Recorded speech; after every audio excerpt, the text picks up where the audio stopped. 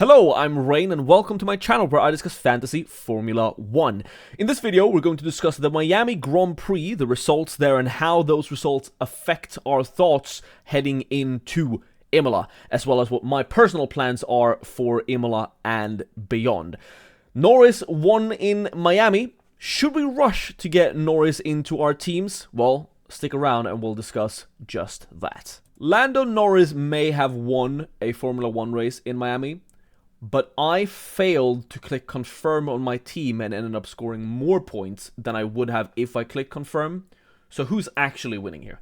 Because that's what happened. I was posting on Twitter and in my comments on my team selection video that I was going to go with a team of these 5 drivers that I have right here, and then McLaren instead of Ferrari as a constructor, because I thought Lando Norris would get a lot of points. And I was right about that, only that Lando Norris DNF'd in the sprint, so this team ended up being the optimal team with an infinite budget. This was the best team you could build, and that was the team I ended up with because I failed to click confirm, which is pretty funny.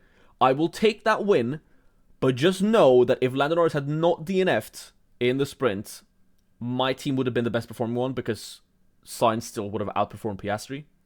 So, you know, I was right, but I didn't click confirm, and I won. Okay. Anyway, apart from that, I've used my Limitless now. That's out of the way, and it kind of feels like a new chapter now. Everything was leading up to these first sprint races, and now we have a new chapter leading up to the next sprint race. So the strategy here is going to be, the strategy from here on out is going to be very, very important. And we're going to discuss different strategy routes you can take later on in this video.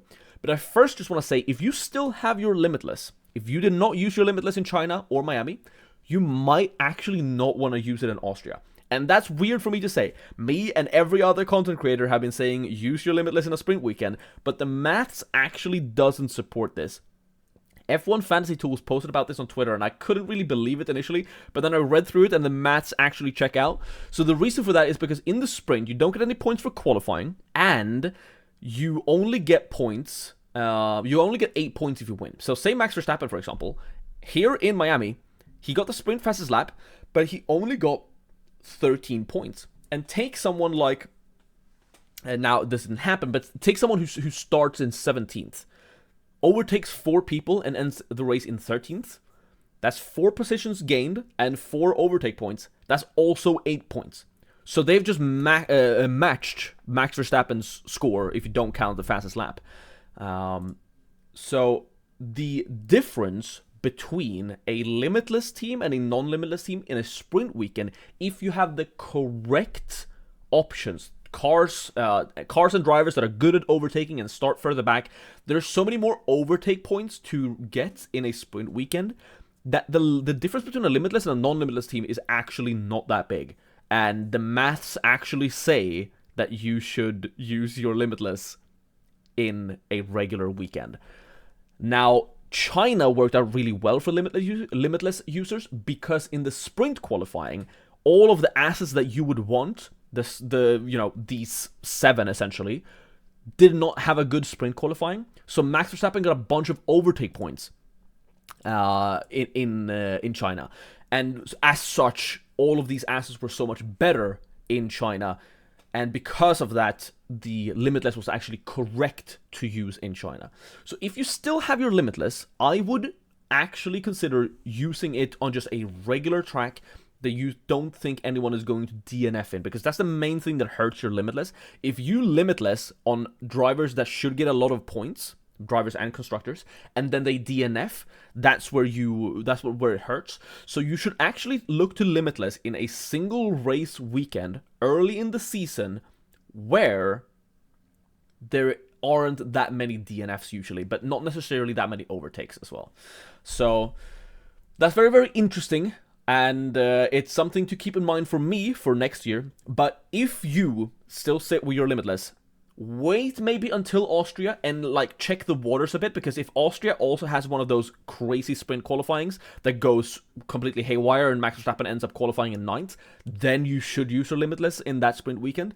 But if Austria's sprint qualifying looks regular, all of the 5 assets or 5 drivers that you want to have are starting 1 through 5 in the sprint, don't use your Limitless in Austria. Just wait for one of the races in Europe after that, and don't necessarily hold the Limitless for the later sprint races where you want to use your triple DRS boost. So very, very interesting stuff if you still have your Limitless, and I will keep talking about this up until Austria, reminding you about it if you still sit with your Limitless chip.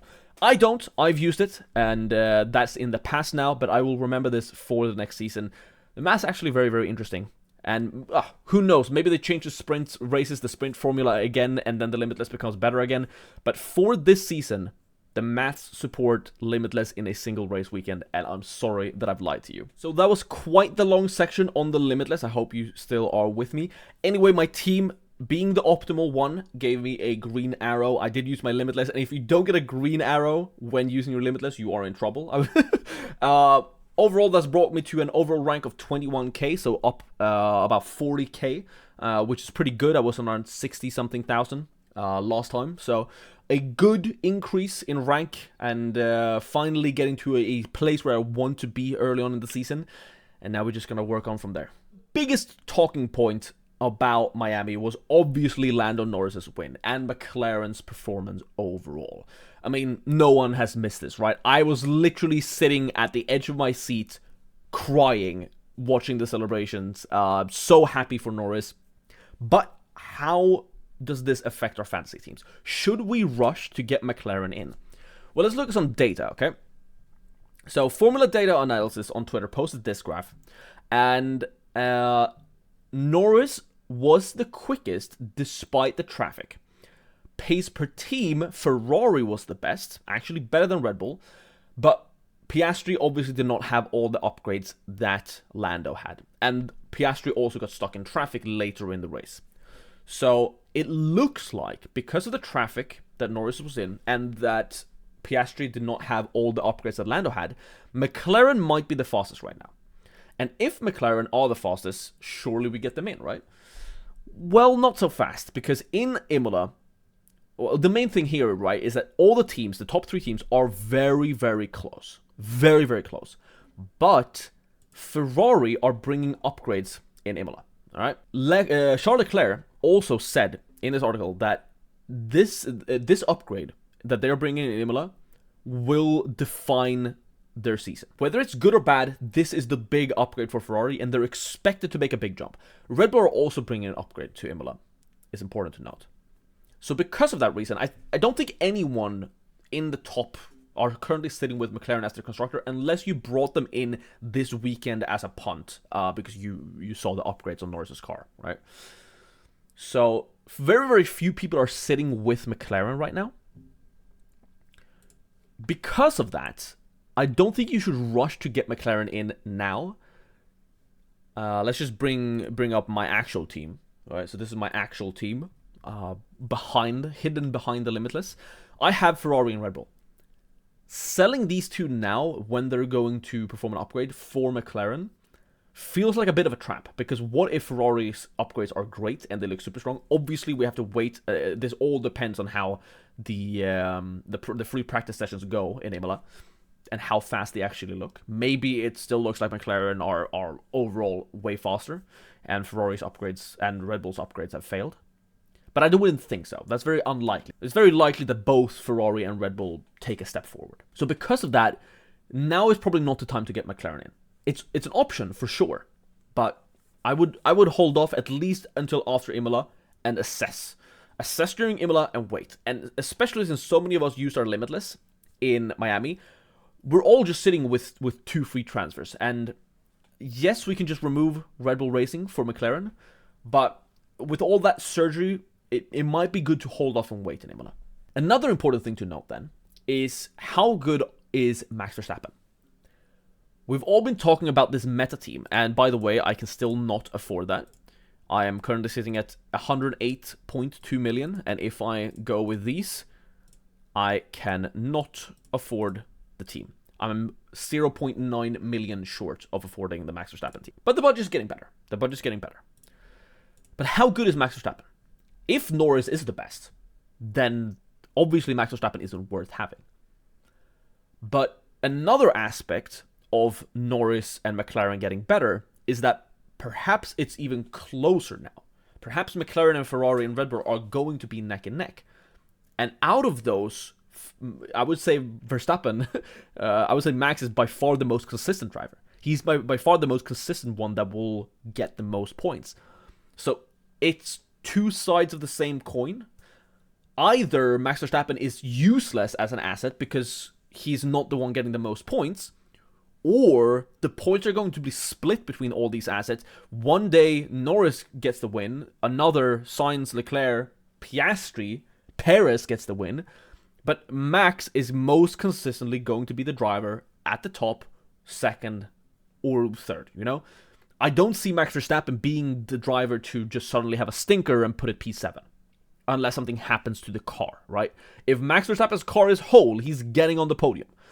So, because of that reason, maybe Max is better now, even though he won't get as many points, just because he's consistent. Kind of similar to how I assessed him at the start of the season when we thought the McLaren would be closer to the Ferrari. So it's very interesting, and right now it's not an option for me with Ferrari and Red Bull as the two constructors. I just simply cannot afford that. So I don't have to think about it now, but it's something to think about for the future for sure. One option for many people could be to get Max Verstappen plus a McLaren. Now, again, I cannot fit that with these assets, but we can make something work here. We can cook something like this, for example. Now, that would obviously be 3 transfers for me, but for many people, you probably could afford something like this. The reason why I'm unsure about this is the Red Bull Racing asset is so good in single race weekends, right?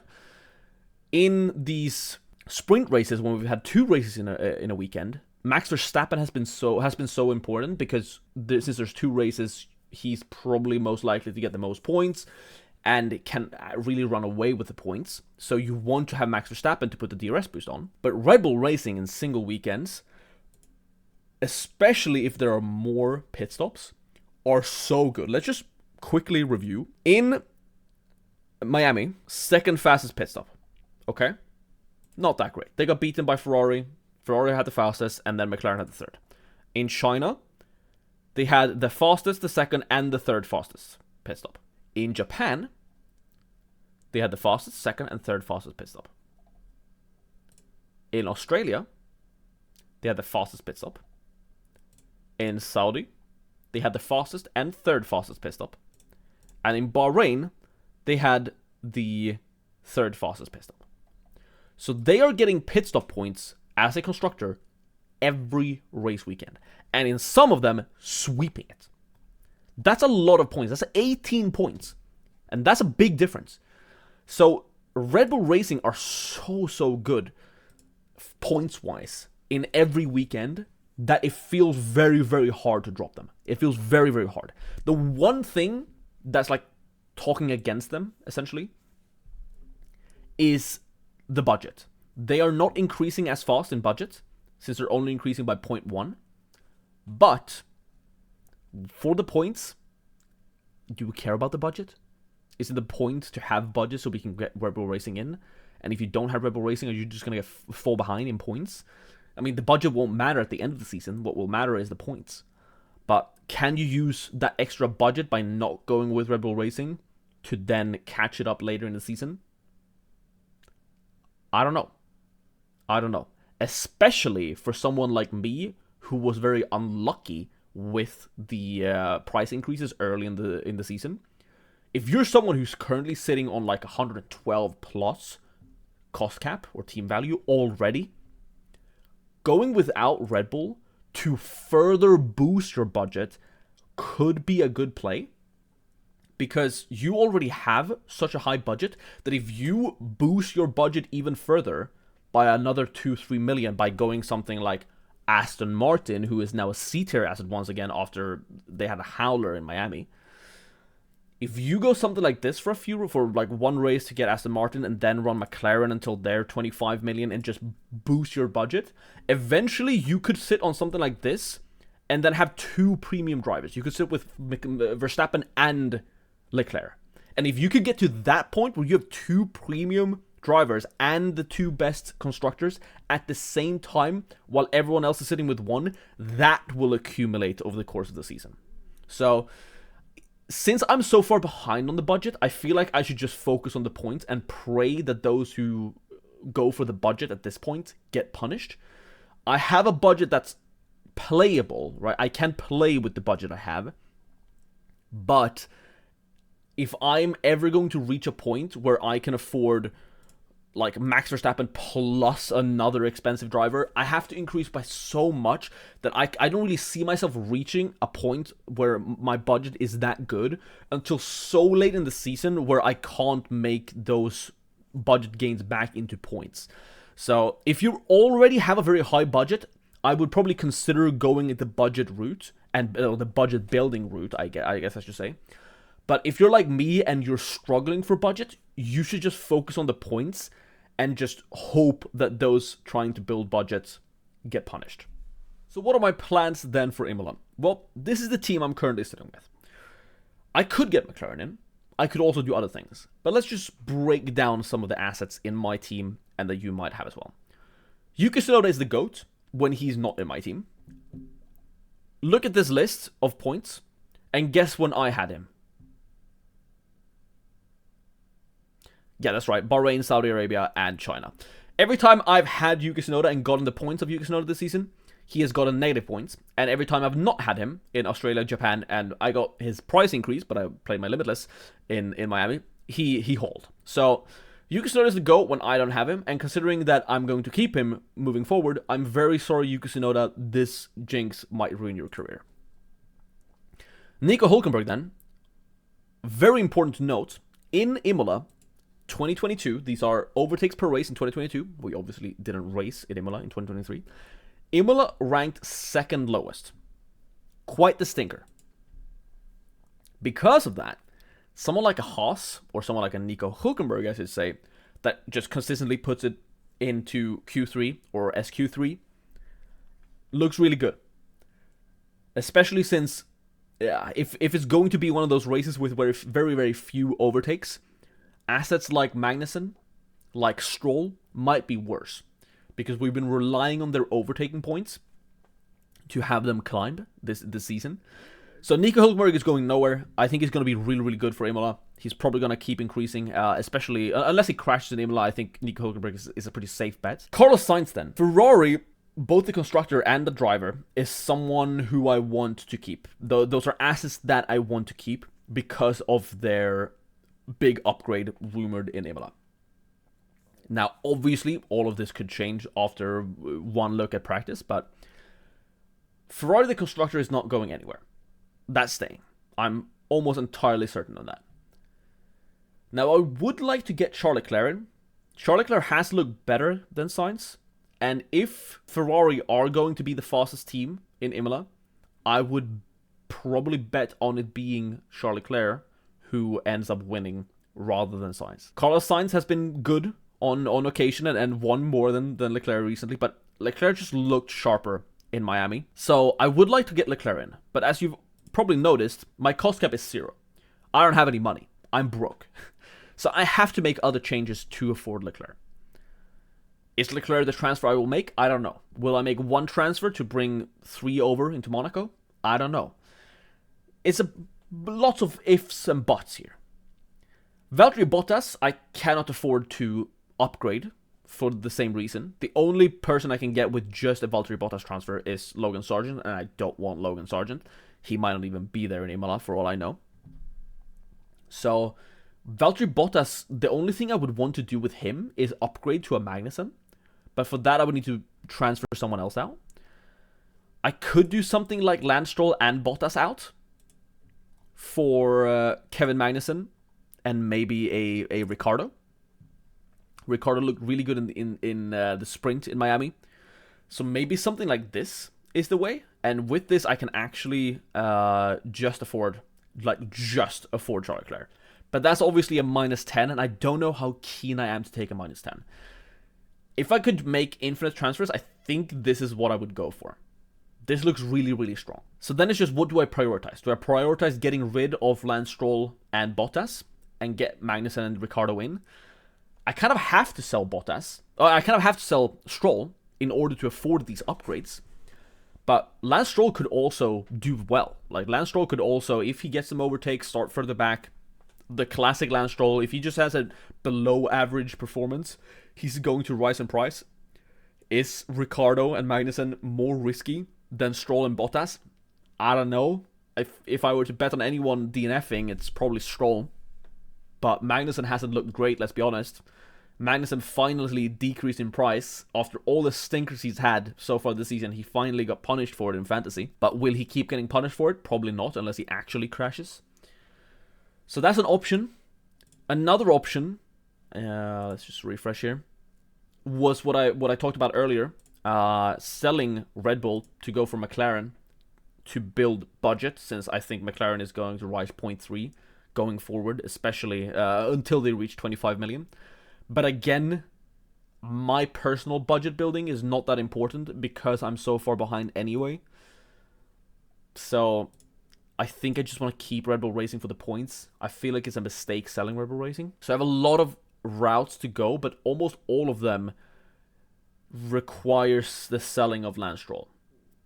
If I don't sell Lance Stroll, I think I'm just not making a transfer because there's nothing that I can downgrade apart from Lance Stroll that would improve my team, right? There's no one I want to downgrade from Sainz that would improve my team that I'd rather put the DRS boost on. I could get Piastri, that's sort of value. I could get Piastri, don't really want that over Sainz, to be honest.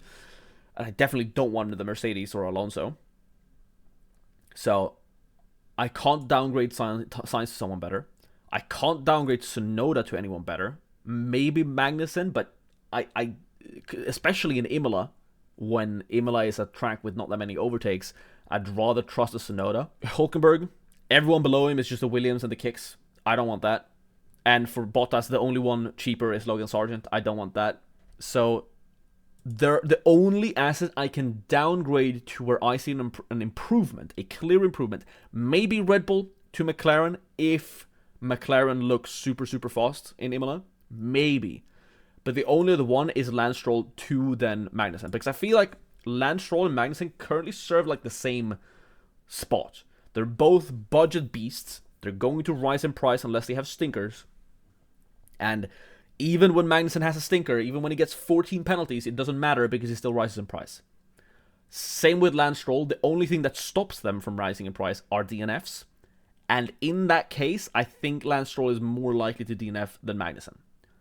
So they kind of feel like the same asset at this point. Maybe the points will differ. Maybe Lance Stroll has a higher ceiling than Magnussen. But for just budget increases, it's probably Magnussen who's the pick.